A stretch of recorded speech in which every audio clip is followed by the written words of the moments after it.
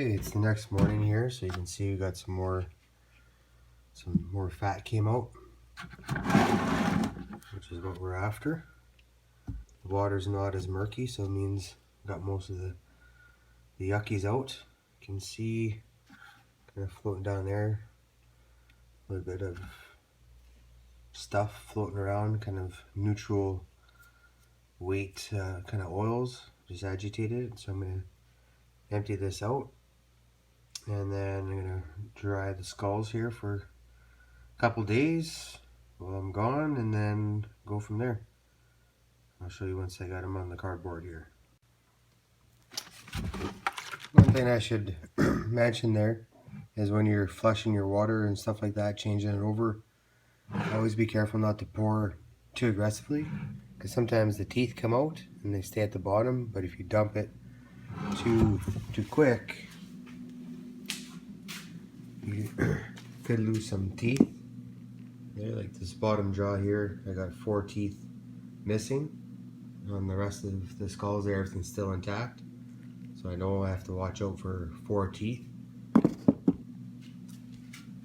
So this will dry up. This will whiten up here before, but this is one of the things I like about the beetles, like all the nasal cavity is all cleaned out and nice. And then we'll look at the lynx here. Same thing on weasels.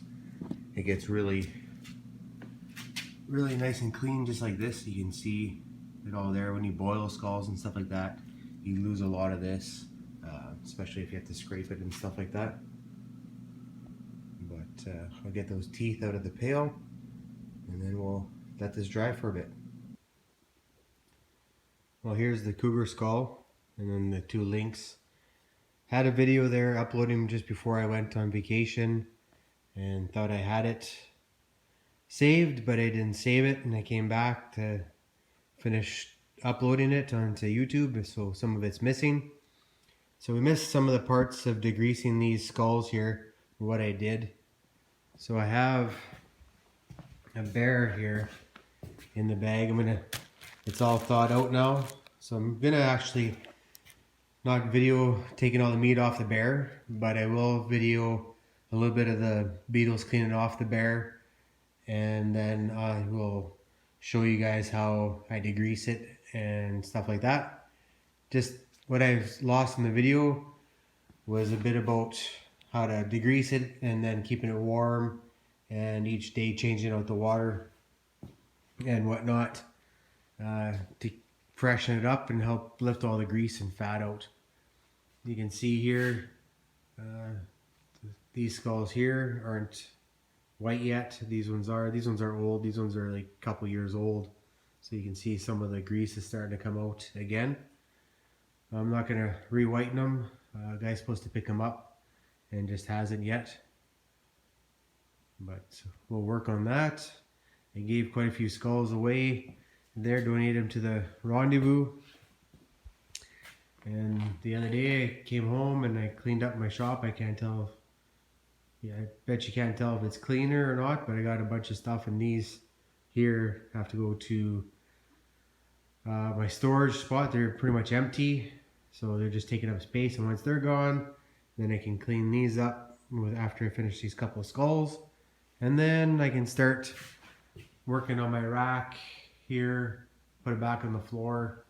And on the ceiling this year, I'm going to make some hooks, and then I'm going to be able to hang coyotes so I can thaw them out instead of having them on the floor here like you might have seen last year or the year before.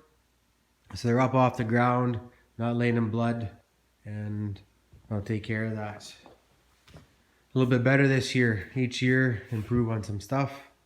You can see most of this junk's just kind of sitting around. Anyways, I'll get at it and I'll show you after it's clean, and then we'll put it in the beetles, and then we'll kind of watch them clean that, and then we'll wait in the skull and the cougar at the same time. So let's do this again. So day 1 here, I just put the, see if the lid stays up without falling on my head here. There you go. So I just put the bear skull in there, put my cover back on, and I got a bunch of adults crawling around, so I know they're hungry. And then we'll check back here in a day. Alrighty, let's check this out. Day 2 here.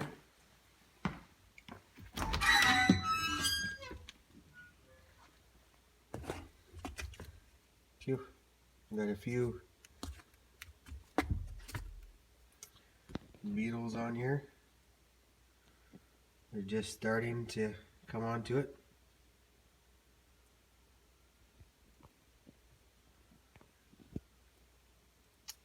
And the next day or two, this will be right cleaned up.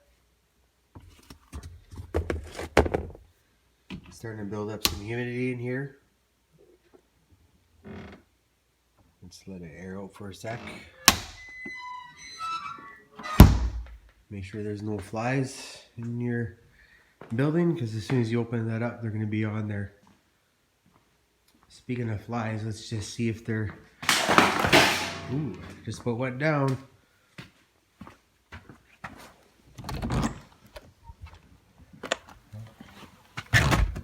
There's a few flies here. Lynx bait there must have vented a bit. The sun's on it. I better deal with that before I get told to deal with it from the old lady.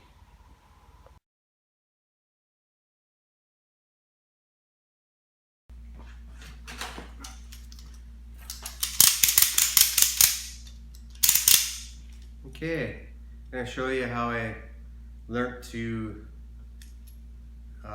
store a ratchet strap. Learned it a long time ago and I don't always do it. I forget to do it actually. And I forgot how to do it, so I looked it up again and found it. So I thought I'd share it with you guys. But pretty handy, keeps it nice and tight and clean.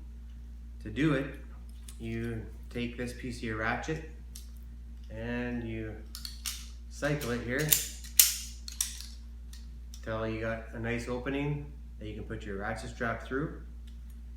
You hold it like this, and very important to have this piece facing down and everything's straight up and down like that, so you can feed your strap through. And then you get your other end of your ratchet strap here, and we're going to want this pointing down.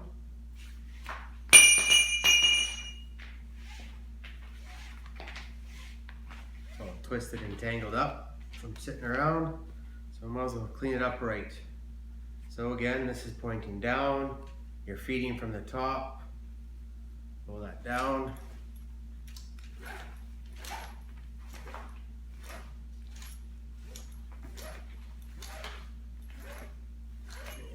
Feed it till you get it part ways up. Looks a little long. So this hook is pointing down, fed from the top, very important. Again, this one's facing down. Then what we're gonna do is go back to the end of this one. Trying to get it to balance there. Not sure if everybody already does this or not, but that's what we're gonna do. So you don't have to bend it over, I just do it so it goes a little quicker. You can do it longer, your bend over. But very important to get it started. You want that nice and tight and small as possible there.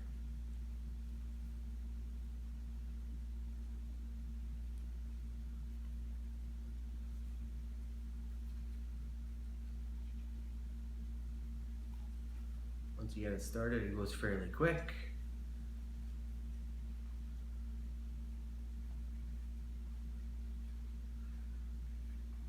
Gives you an opportunity too to also look over your strap.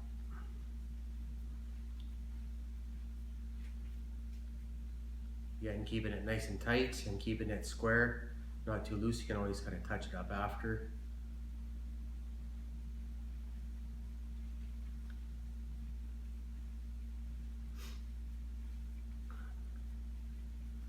takes a little bit.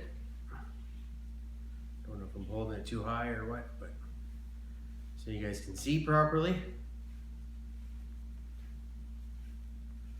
Okay, so I'm coming up to the end here.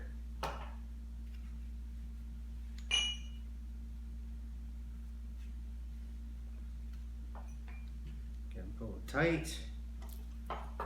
Bring it up. This piece here comes back and hooks into the top. And that strap goes there. And it's a little long, so what you do there, just pull a little bit more through. And then I still need a little bit more. What's going to happen here is you're going to pull this over tight, and it's going to compress everything and hold it. So that actually could be a little bit tighter, but that'll work for now. Make sure it's all nice and straight, tight. You can stack them like this if you want, or put them on a shelf just like that and have them lined up. When you need it, you just grab it and go. Like I said, I could tighten that up a little bit more and it won't move at all. This one's a little bit loose, a little bit wiggly, but a good way to store your ratchet straps. All right.